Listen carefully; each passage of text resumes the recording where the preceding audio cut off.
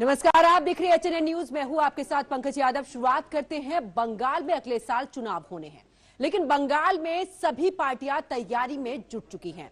एक तरफ गृह मंत्री अमित शाह बंगाल के दौरे पर हैं, तो दूसरी तरफ टीएमसी पर जमकर वो बरस रहे हैं। वही आपको बता दें कि ममता बनर्जी आजकल जोर शोर से हिंदुत्व की बात कर रही हैं। मुख्यमंत्री ममता बनर्जी मंदिर मार्ग पर चलती अब नजर आ रही है। इसी कड़ी में ममता बनर्जी ने कोलकाता के न्यू टाउन में दुर्गा आंगन की नींव रख दी है। ये देश का सबसे बड़ा दुर्गा मंदिर परिसर होगा, जो 15 एकड़ में बनकर तैयार होगा। मंदिर परिसर की नींव रखने के बाद ममता ने जनता को संबोधित किया। साथ ही उन्होंने एक घोषणा भी यहां पर की, वो थी सिलीगुड़ी में महाकाल मंदिर बनाने की घोषणा। इतना ही नहीं, गंगा सागर पुल का वादा भी उन्होंने कर दिया है। ये सिर्फ आस्था का मामला नहीं है, बल्कि 2026 में विधानसभा चुनाव से पहले बीजेपी की पिच पर जमकर बैटिंग करने का एक सोचा समझा मास्टर स्ट्रोक है। पश्चिम बंगाल की राजनीति में जय श्री राम के नारे से कभी इरिटेट होने वाली ममता बनर्जी अब खुद महाकाल की शरण में है। साल 2025 की शुरुआती हफ्तों में ममता बनर्जी ने जिस तरह से धार्मिक सांस्कृतिक एजेंडे को धार दी, वो टीएमसी की बदलती रणनीति का सबसे बड़ा सबूत है। टीएमसी उन इलाकों में अपने हिंदुत्व का एजेंडा चला रही है जहां पर बीजेपी की पकड़ काफी मजबूत है। सिलीगुड़ी की अगर हम बात करें, जहां ममता ने महाकाल मंदिर की घोषणा की है, ये वो इलाका है जहां पिछले लोकसभा विधानसभा में बीजेपी ने टीएमसी का सूपड़ा साफ कर दिया था। उत्तर बंगाल में बीजेपी की पकड़ बेहद मजबूत है। यहां आदिवासी गोरखा समुदाय के साथ साथ हिंदू वोटर बैंक का भी एकीकरण यहां पर है। बीजेपी उत्तर बंगाल में खुद को हिंदुओं की रक्षक बताकर वोट लेती रही है। ममता अब ये संदेश दे रही हैं कि मंदिर हम बनवा कर रहेंगे, दिल्ली वाली बीजेपी नहीं। यानी कि अब पश्चिम बंगाल में अगर बात करें तो जो चुनाव है वो अब हिंदुत्व पर आ चुका है। एक समय देखा था जब ममता बनर्जी हिंदुत्व को लेकर अलग रहती थी, विशेष समुदाय के साथ हमेशा आवाज उठाती नजर आती थी, लेकिन अब ममता बनर्जी वहां पर सेंधमारी कर रही हैं जहां पर बीजेपी का वोट बैंक है। वो वोट बैंक जो बीजेपी के खाते में हमेशा रहा है, अब उसी पर दाव चलाती हुई ममता बनर्जी नजर आ रही हैं। 2026 में पश्चिम बंगाल में चुनाव है। अब उन्हीं चुनावों को ध्यान में रखते हुए ममता बनर्जी ने अब महाकाल की भी शरण ले ली है। यानी कि कई ऐसी बड़ी घोषणाएं उनकी तरफ से की गई हैं जिसमें उन्होंने हिंदुत्व के मुद्दे को धार दी है। वो समय जब ममता बनर्जी हिंदुत्व के मुद्दे को बीजेपी का एजेंडा बताती थी, कहती थी कि हमेशा बीजेपी हिंदुत्व की राजनीति करती है, लेकिन इस बार का जो चुनाव है वो थोड़ा अलग नजर आ रहा है। यानी कि अब बीजेपी के ही नक्शे कदम पर चलती ममता बनर्जी नजर आ रही हैं। अब सीधे तौर पर हिंदुत्व को लेकर मुख्य एजेंडा बनाती हुई ममता बनर्जी, जहां पर पश्चिम बंगाल में चुनाव, लेकिन उससे पहले ममता बनर्जी का ये एजेंडा पूरे तरीके से सेट होता हुआ।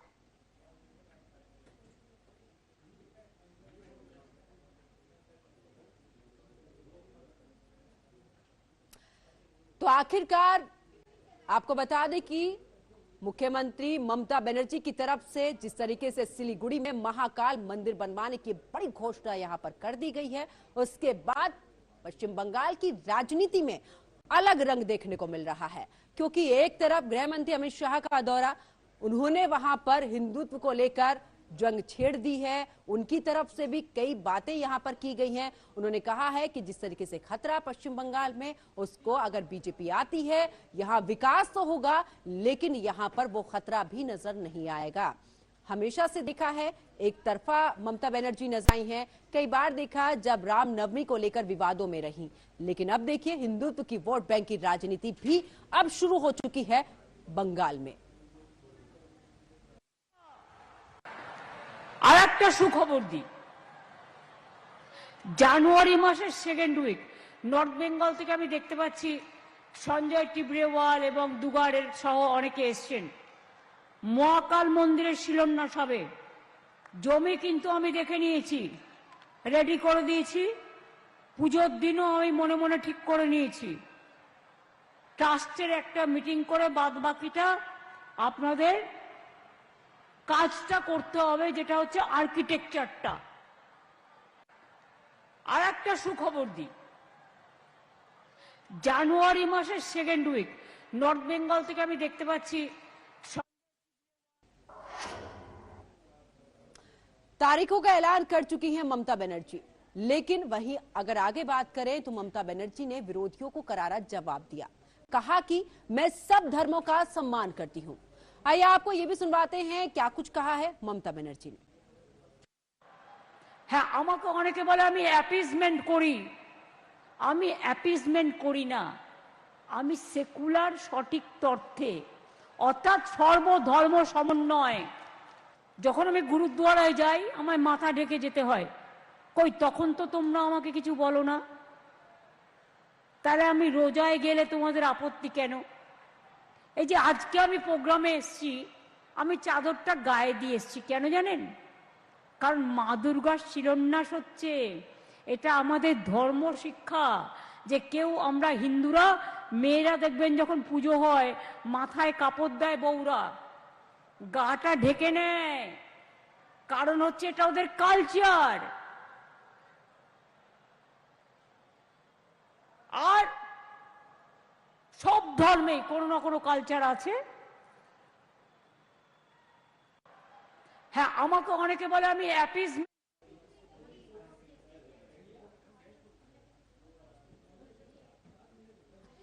तो अब सुना आपने, आखिरकार ममता बनर्जी की तरफ से कहा गया है कि हर एक धर्म में कुछ ना कुछ होता है, अपने प्रोटोकॉल होते हैं, उनका सम्मान वो करती हैं। इसके साथ ही उन्होंने हर धर्म के सम्मान की बात कही, फिर चाहे गुरुद्वारा जाने की बात हो, मंदिर जाने की बात हो, दरगाह पर जाने की बात हो या चर्च जाने की बात हो, उन्होंने हर धर्म को लेकर। अब आपको बताते हैं क्या है दुर्गा आंगन प्रोजेक्ट। दुर्गा आंगन में कई मंदिर इसमें शामिल हैं। 2 लाख वर्ग फीट में ये परिसर, लेकिन उससे पहले 15 एकड़ में ये बनाया जाएगा, जिसमें 108 प्रतिमाएं, 64 सिंह मूर्तियां। आंगन परिसर में 1008 स्तंभ होंगे। तो मुख्य गर्भगृह 54 मीटर ऊंचा होगा। कुल लागत की बात करें तो 262 करोड़ रुपए की लागत, 2027 तक निर्माण पूरा होने की उम्मीद। सांस्कृतिक संग्रहालय भी यहां पर बनेगा। तो ममता बनर्जी की तरफ से साथ ही आपको बता देगी उन्होंने ये भी, इसमें क्या क्या रहेगा। दुर्गा आंगन में कई मंदिर शामिल हैं, 15 एकड़ में ये बनाया जाएगा।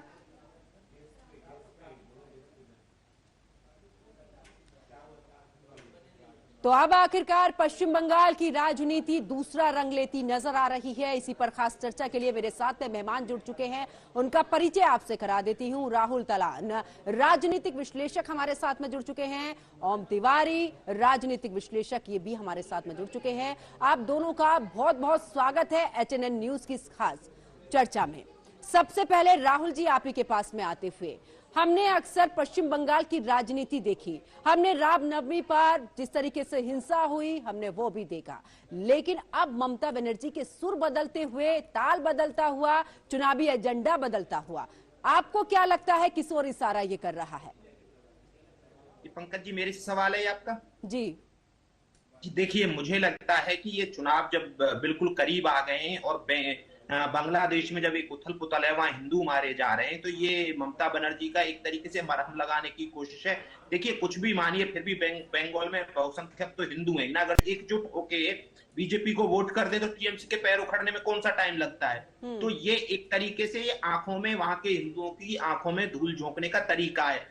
वो अचानक से बोलने लगी कि मैं सभी धर्मों का सम्मान करती हूँ। जब राम नवमी पे जुलूस नहीं निकालने दिए जाते हैं, दुर्गा पंडाल नहीं लगाने दिए जा रहे थे, तब नहीं था सभी धर्मों का सम्मान। तो ये जब बिल्कुल चुनाव नजदीक आ गए, उनको लग रहा है कि बांग्लादेश में उथल पुथल की वजह से यहाँ के चुनाव प्रभावित होंगे, वहां जो हिंदुओं का कत्लेआम हो रहा है, यहाँ का हिंदू यूनाइट होकर वोट कर सकता है। दूसरा कि कभी जो एक बाबरी मस्जिद बनाई जा रही है, उससे मुस्लिम वोटों का भी बटने का जो खतरा पैदा हो गया है, तो वो उसकी वजह से ये एक तरीके से ये किया जा रहा है। और पता नहीं ये कितना सक्सेसफुल होगा, वो तो वही जाने। लेकिन इसमें सिर्फ और सिर्फ राजनीति, और वो राजनीति ऐसी है पंकज जी कि सिर्फ ये वोट बटोरने की एक कोशिश है। देखिए 6 महीने में तो कोई मंदिर का निर्माण हो नहीं जाता है, जब 6 महीने बाद चुनाव है तो कोई महाकाल मंदिर का निर्माण 6 महीने में तो हो नहीं जाएगा, दुर्गा आंगन का 6 महीने में निर्माण तो नहीं हो जाएगा। तो ये एक तरीके से हिंदू मतदाताओं के सामने एक प्रलोभन दिया गया है कि मैं सभी धर्मों का सम्मान करती हूं, लेकिन सच्चाई ये है कि वो एक विशेष धर्म का बहुत ज्यादा सम्मान करती हैं, और उसके लिए वो चाहे तो दुर्गा पंडाल भी नहीं लगाने दे सकती हैं, रामनवमी का जुलूस भी नहीं निकालने दे सकती। ठीक है राहुल जी, वापस लौटूंगी। ओम तिवारी जी, आपके पास में आते हुए आप इसको किस तरीके से देखते हैं? क्योंकि अभी जिक्र राहुल जी ने भी किया कि बांग्लादेश में हिंदुओं पर हिंसा, बयान तो उसको लेकर कोई भी ऐसी तस्वीर सामने नहीं आई ममता बनर्जी की तरफ से, लेकिन यहाँ पर हिंदुत्व का मुद्दा उठा लिया है ममता बनर्जी ने। एक तरफ बीजेपी को कहती हैं कि ये सिर्फ हिंदुत्व की राजनीति करती हैं। अब आप इसको किस तरीके से देखते हैं? यहाँ पर ममता बनर्जी किस राह पर चलती नजर आ रही है?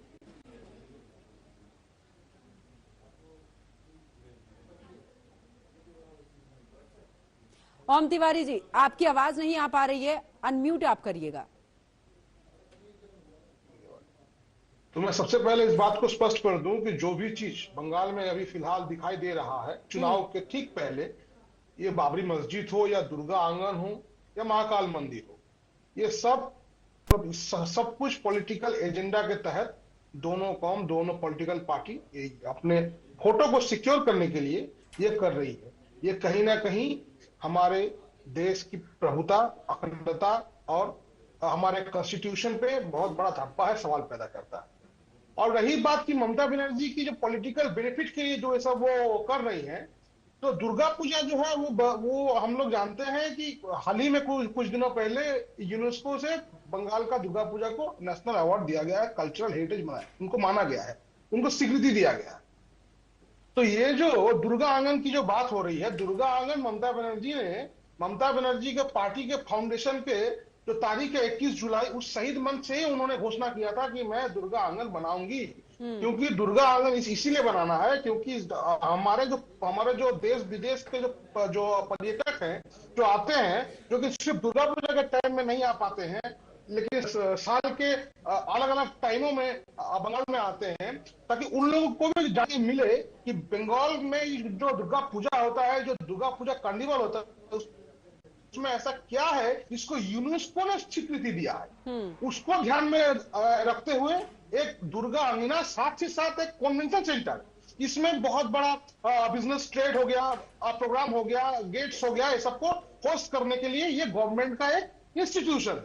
इससे ज्यादा मैं ना इसे मंदिर में उसको देख सकता हूँ, ना मैं किसी धर्म से इसको जोड़ सकता हूँ। मैं इसको कन्वेंशन सेंटर ही मान सकता हूँ। और रही बात महाकाल मंदिर की, तो मैं इसको मानता हूँ कि जिस तरीके से बंगाल में राजनीति के पहले ठीक चुनाव के पहले राजनीति जिस मोड़ ले रही है, ये मोड़ बंगाल के और देश की जनता के लिए ये बहुत गलत संदेश जा रहा है कि मंदिर, मस्जिद, बाबरी मस्जिद, महाकाल मंदिर सब इलेक्शन के पहले लोगों को याद आ रहे हैं।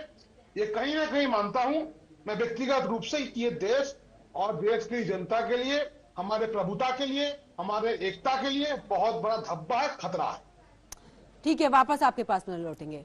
राहुल, आपके पास में आते हुए, अगर क्योंकि हिंदुत्व का मुद्दा तो बीजेपी ने हमेशा उठाया है, अब क्या उस वोट बैंक को साध रही है ममता बनर्जी को? डर लगने लगा है क्या? क्योंकि हमेशा उन्हें हमने एक तरफ देखा, हिंदुत्व के मुद्दे पर कभी नहीं देखा। उन्होंने आवाज उठाई राम मंदिर को लेकर, उन्होंने कहा कि हम नहीं जाएंगे, कितना भी बुलावा आप भेज दीजिएगा हम नहीं जाएंगे, हम सबको साथ लेकर चलते हैं। लेकिन इस बार तो मंदिर निर्माण तक की बात उन्होंने कर दी है। तो क्या इस बार डर लग रहा है ममता बनर्जी को कि बीजेपी जिस हिंदुत्व के साथ में आगे बढ़ रही है, कहीं ऐसा ना हो कि पश्चिम बंगाल की जो सत्ता है वो हिलती हुई नजर आ रही है? आप इसको किस तरीके से देखते हैं? देखिए, निश्चित तौर पे जो अभी तक का जो माहौल बन रहा है, वो बात करती थी कि भाई हम सर्व धर्म की बात करते हैं, लेकिन एक्चुअली में ऐसा था नहीं। वो अपीजमेंट की बात करती थी, वो मुस्लिम अपीजमेंट की राजनीति करती रही हैं। उनको एक तरफा मुस्लिमों का वोट मिलता रहा है। आप देखिए जो भी मुस्लिम बाहुल्य इलाके हैं वहां उनको कितना वोट मिलता है। तो सवाल ये है कि वो यही करती रही थी। अब क्या हुआ है, एक तो हुमायूं कबीर ने अपनी अलग पार्टी बना ली है, जो उन्हीं की पार्टी के कभी मंत्री थे। दूसरा, उन्होंने बाबरी मस्जिद का शिलान्यास कर दिया है। जो मुसलमानों में पता नहीं कैसे लोकप्रिय मुद्दा बन गया है। और इससे पता चलता है कि मुसलमान कहीं के भी सही, या बंगाल के सही या कहीं के भी, वो कट्टर हैं। और वो इसीलिए 2 लाख की भीड़ वहां जुटती है उस मस्जिद के लिए जब उसकी फाउंडेशन रखी जाती है। तो वो ये जब उसका प्रतिक्रिया भी तो होगा, हिंदू भी तो यूनाइट होंगे ना। जब देखिए है क्या कि जहां भी मुस्लिम बाहुल्य इलाके हैं देश में, वहां हिंदुओं के लिए ना आप अपना पर्व मना सकते हैं, ना आप त्योहार मना सकते हैं, अचानक से पत्थरबाजी हो जाती है। और इसमें ममता बनर्जी जी की पुलिस बिल्कुल नाकामयाब साबित होती है कि हिंदू मुस्लिम बाहुल्य इलाके में शांतिपूर्ण क्या कोई त्योहार मना सकते हैं, क्या कोई जुलूस निकाल सकते हैं, और पुलिस इसमें कुछ नहीं कर पाती है। तो ये लंबे समय तक ये दौर देखा है बंगाल के हिंदुओं ने। तो अब अगर जब चुनाव में वो हो सकता है कि वोट वो यूनाइट होके करें, जैसे कि 2014 में हमने देखा, फिर 2019 में भी हमने देखा कि वहां टीएमसी से ज्यादा सीट रही बीजेपी की लोकसभा की। तो उस हिसाब से देखेंगे तो अगर जो हिंदू यूनाइट होके वोट कर देता है बीजेपी के पक्ष में, तो ममता बनर्जी की नींव हिल जाती है। तो वो उन्होंने बस एक पासा फेंका है कि हम ये करेंगे ताकि जो सेकुलर हिंदू हैं या सेकुलर हिंदू माइंडसेट के जो बंगाली हैं, तो वो थोड़े उनके पक्ष में रहें। अगर जो वो पक्ष में रहते हैं तो वो बिल्कुल बैलेंस बनाने की कोशिश कर रही हैं। बाकी ममता बनर्जी बिल्कुल नहीं बदली हैं। ये सिर्फ और सिर्फ एक तात्कालिक प्रक्रिया है, और उनकी ये तात्कालिक एक प्रतिक्रिया समझ लीजिए इसको, कि उन्होंने बस एक। ठीक है राहुल जी वापस लौटूंगे। ओम तिवारी जी आपके पास में आते हुए, हुमायूं ने जिस तरीके से पार्टी अलग बनाने के लिए ऐलान कर दिया, क्या अब जो मुस्लिम वोट बैंक की मैं बात करूं, क्या वो बढ़ता हुआ नजर आ रहा है? क्योंकि एक बड़ा तबका उनके साथ में अगर चला जाता है, अब यही एक मजबूरी यहां पर ममता बनर्जी की बनती हुई नजर आ रही कि हिंदुओं को टारगेट तो करना है, बीजेपी के वोट को हमें काटना होगा। एक तरफ अमित शाह वहां पर हैं जो कि लगातार ममता बनर्जी पर हमलावर हैं, लगातार हिंदुत्व को लेकर एक के बाद एक बयान दे रहे। ऐसे में ममता बनर्जी का इस तरीके से ऐलान कर देना, ये तीनों किस तरीके से आपस में समीकरण बनते नजर आ रहे हैं? ओम तिवारी जी, अगर मैं आपके नजरों से इस चीज को समझने की कोशिश करूं तो। जी देखिए, मैं एज ए पॉलिटिकल एक्सपर्ट ये मैं मानता हूं कि जो भी दोनों कौम के कोई भी अगर शिक्षित व्यक्ति हैं, और मैं अगर विशेषकर हुमायूं कबीर के वो मुर्शिदाबाद वाले में अगर मैटर पे बात करूं, तो कुछ गुटों के लोग और कुछ इलाके के अशिक्षित लोग जिनको ये एक्चुअली नहीं पता कि ये देश के लिए, उनके लिए, उनके परिवारों के लिए, आने वाले पीढ़ी के लिए ये कोई डेवलपमेंट का चीज नहीं है, ये धर्म से हमारा देश आगे नहीं बढ़ेगा, उन्हीं कुछ लोगों ने वहां पर उस दिन एक साथ जुड़े थे। बाकी अगर हम लोग पूरे बंगाल में और पूरे देश में देखें, जो भी शिक्षित मुसलमान भाई दोस्त हैं, वो लोग सभी इसको धिक्कार रहे हैं कि मस्जिद बनने में कोई दिक्कत नहीं है। लेकिन जो मुद्दा कंट्रोवर्शियल है, जो मुद्दा इतना बड़ा कंट्रोवर्सी से जुड़ा हुआ है, उसको फिर से उठा के देश में हिंसा ना फैला के, हिंसा की राजनीति ना करके, चुनाव के पहले मारकाट की राजनीति ना करके देश को कैसे आगे बढ़ाया जाए, इसकी बात हम लोग करें। और हालांकि ममता बनर्जी की डर की बात, हाँ बिल्कुल, ममता बनर्जी को ये कहीं दोहराया नहीं है कि उनको बहुत ज्यादा से ज्यादा माइनॉरिटी वोट उनके पास है। अगर माइनॉरिटी वोट बढ़ता है तो ये कहीं ना कहीं एकदम स्पष्ट है कि उनको बहुत क्षति पहुंचेगी, इसमें कोई दोहराया नहीं है। और माइनॉरिटी वोट अगर कटता है और हिंदू वोट अगर बीजेपी के झोली में जाता है, तो सीधी सी बात, सीधी सी समीकरण हम लोग देख पाएंगे कि हमारी ममता बनर्जी जी की सरकार खतरे में कहीं नजर आएगी। बिल्कुल, आपके पास में वापस लौटूंगी। राहुल, आप इसको किस तरीके से देखते हैं? क्योंकि यहाँ पर जो पूरा समीकरण है वो अब आखिरकार 3 तरीके से बढ़ता नजर आ रहा है। हुमायूं का अलग हो जाना, अपनी पार्टी का ऐलान कर देना, बाबरी मस्जिद का यहाँ पर जिक्र कर देना। अब क्या ये पूरी राजनीति मंदिर मस्जिद के इर्द गिर्द घूमेगी क्या? अगर ऐसा घूमती है तो कितना वोट बैंक पर इसका असर पड़ता रहेगा?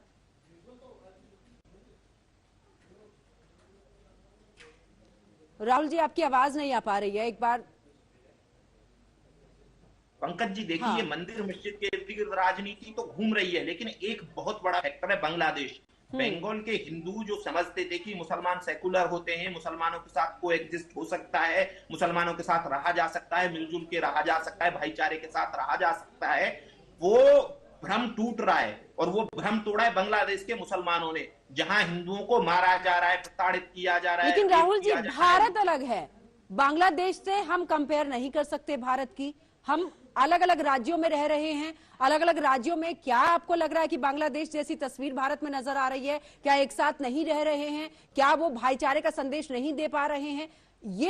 ये कह देना कि नहीं, भारत में मुझे नहीं लगता, मैं इस बात को बिल्कुल आपके कि बांग्लादेश में हो रहा है लेकिन भारत में इस तरीके से हो, हाँ राजनीति में इसका डर जरूर होगा कि वोट बैंक पर इसका असर पड़ सकता है, लेकिन ये संदेश कि भारत में लोग अलग अलग, ये इस तरीके की फूट तो पड़ती हुई नजर नहीं आ रही है। देखिए पंकज जी, मैं कह रहा हूं कि अगर जब कोएग्जिस्ट बांग्लादेश में नहीं कर सकते हैं मुसलमान हिंदुओं के साथ, तो वो क्या बंगाल में या यूपी में या कहीं और कर लेंगे? नहीं करेंगे। जो अभी हमने एक मुफ्ती का बयान देख रहे हैं जो बहुत वायरल हो रहा है, वो बोल रहा है कि मजहब सबसे और दीन सबसे ऊपर है, राष्ट्र ऊपर नहीं है, राष्ट्र से और दीन से ऊपर कुछ नहीं है। तो ये जो सोच है ना, ये पूरे मुसलमानों में, मैक्सिमम मुसलमानों में है। मैं उनकी बात जिन्होंने दुनिया देखी है या जो बिल्कुल मॉडर्न हो गए उनको मैं अलग रख रहा हूं इससे, लेकिन अधिकांश मुसलमानों की अभी भी ये सोच है, और ये सोच बंगाल के मुसलमानों की है, बांग्लादेश के भी, ये पाकिस्तान के और ये भारत के भी अधिकांश मुसलमानों की सोच है। तो जब आप कोएग्जिस्टेंस की बात करते हैं, तो वहां अगर जो हिंदुओं को बांग्लादेश में मारा जाता है और यहाँ के हिंदू यूनाइट भी नहीं होंगे, क्या उनको ये समझ में नहीं आएगा कि कल उनका भी नंबर आ सकता है? तो सवाल ये है कि ये जो डर है, उस डर को बैलेंस करने के लिए मंदिर का पासा फेंका जा रहा है। लेकिन राहुल जी, ऐसा नहीं है कि जो पार्टियां यहाँ पर पर्टिकुलर किसी एक समुदाय को लेकर आगे चल रही हैं उन्हें वोट मिल रहा है, ऐसा भी नहीं है। मुस्लिम समुदाय या जो अल्पसंख्यक है उनका वोट दूसरी पार्टी को भी मिल रहा है। ये कह देना कि भारत के अंदर वो स्थिति बनेगी, वो मुझे नहीं लगता कि शायद वो स्थिति बनेगी, क्योंकि अलग अलग जगहों पर अलग अलग समुदाय के लोग रहते हैं, साथ मिलकर रहते हैं, एक दूसरे का ख्याल भी रखते हैं, ये अक्सर देखा गया है। हालांकि वो तस्वीर बिल्कुल विचलित करने वाली है कि बांग्लादेश में जिस तरीके से हिंदुओं पर हिंसा हो रही है, ऐसा भारत में शायद ही नहीं होगा। बहुत बहुत शुक्रिया, आप दोनों मेहमान मेरे साथ में जुड़े। लेकिन यहाँ पर बात पश्चिम बंगाल की है कि पश्चिम बंगाल में जिस तरीके से अब राजनीति हिंदुत्व पर आ चुकी है, एक तरफ बीजेपी जहां पर अमित शाह वहां पर मौजूद है, एक के बाद एक जो है वो ममता बनर्जी पर तीखे कटाक्ष करते नजर आ रहे हैं, लेकिन दूसरी तरफ अब ममता बनर्जी ने बीजेपी वाला कार्ड शुरू कर दिया है, यानी कि हिंदुत्व वाला। अब देखना होगा कि जिस हिंदुत्व को लेकर बीजेपी आगे बढ़ी है, क्या उस वोट बैंक में सेंधमारी ममता बनर्जी करती हुई नजर आ सकती है? क्या ये एजेंडा उनका सेट हो सकता है? ये तो फिलहाल आने वाला वक्त बताएगा, क्योंकि 2026 में वहां पर चुनाव है। मेरे साथ फिलहाल इतना ही। आप देखते रहिए HNN न्यूज। नमस्कार।